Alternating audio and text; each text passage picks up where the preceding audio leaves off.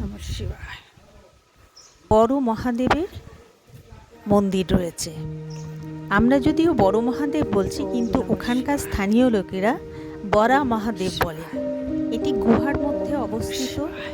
অনেকগুলি সিঁড়ি পেরিয়ে যেতে হয়, যদিও সিঁড়িগুলি খুব ছোট ছোট উচ্চতায় রয়েছে, কিন্তু তবুও ওঠার সময় বেশ একটু কষ্ট হয়। এই তীর্থস্থানটি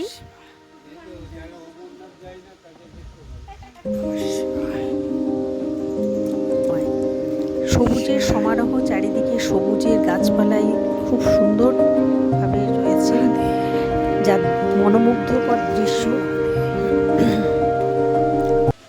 আর মহাদেব রয়েছেন গুহার মধ্যে। বেশ অনেকটি রাস্তা, সেটা পেরিয়ে গেলে মহাদেব রয়েছেন সেটি দর্শন করা যায়।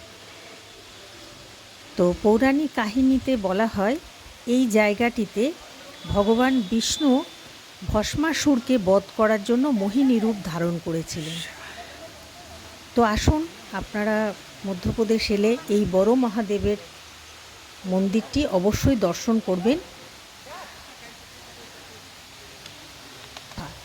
একটি সাতপুরা রেঞ্জের একটি গুহা, সেই গুহার মধ্যে অবস্থিত, যেখানে গেলে টুকটুক করে ওপর থেকে জল পড়ছে, পাহাড়ে চুয়ে চুয়ে হাঁটতে একটু অসুবিধে, মাঝখানেও অনেকখানি জল রয়েছে, কিন্তু যাওয়ার পরে মহাদেবকে দর্শন করার পর আর কোনো কষ্টই থাকবে না, কষ্টকে আর কষ্ট বলে মনে হবে না।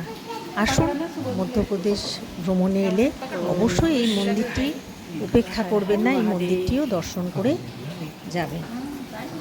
নমঃ শিবায় নমঃ।